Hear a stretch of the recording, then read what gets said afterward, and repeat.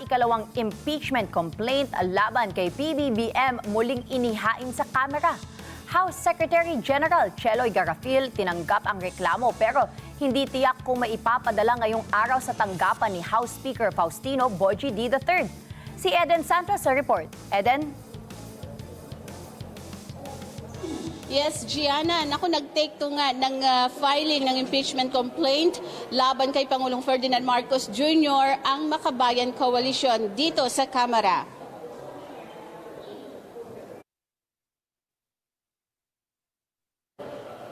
Ng House of Representatives ang ikalawang impeachment complaint laban kay Pangulong Ferdinand Marcos Jr.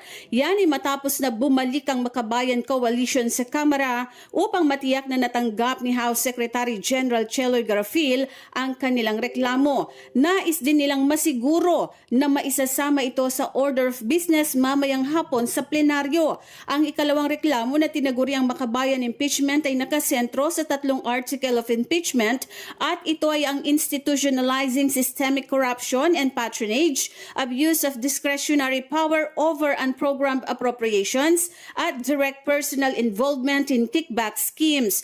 Dagdag pa ng mga complainant at endorsers na hindi lamang ito tungkol sa isang pangulo na pinagtaksila numano ang tiwala ng bayan o betrayal of public trust, kundi ito rin ay tungkol sa sistema ng korupsyon na umabot na sa pinakamataas na antas ng gobyerno.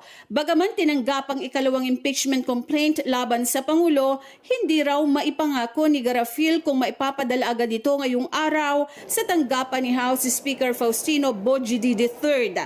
Katwiran daw ng Secretary General na batay sa tradisyon ng Kamara ay wala pang nangyari na ang inihaing complaint ay ipinadala sa katulad na araw sa Speaker's Office. So ang hinihingi namin sa inyo, sana bantayan natin lahat ngayong hapon na walang maganap na pagmamadali ng referral at initiation ng impeachment na ang resulta ay ma-exclude, ma-iitsapwera yung iba pang nagnanais na mag-file ng impeachment at maghanap ng accountability ng pinakamataas na opisyal ng bansa. Pag nag-refer sila, mamaya, di halatang halata na yung script nila.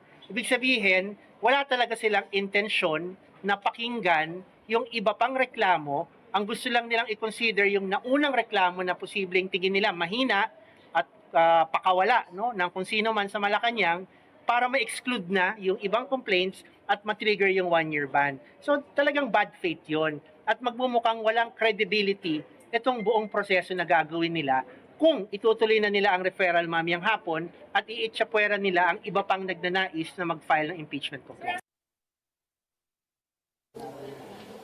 Gianna, nagdesisyon na rin si House Majority Leader at Ilocos Norte Representative Sandro Marcos na mag-inhibit sa lahat ng talakayan, deliberasyon at paglilitis ng House Committee on Rules na may kaugnayan sa mga impeachment complaint laban sa kanyang ama.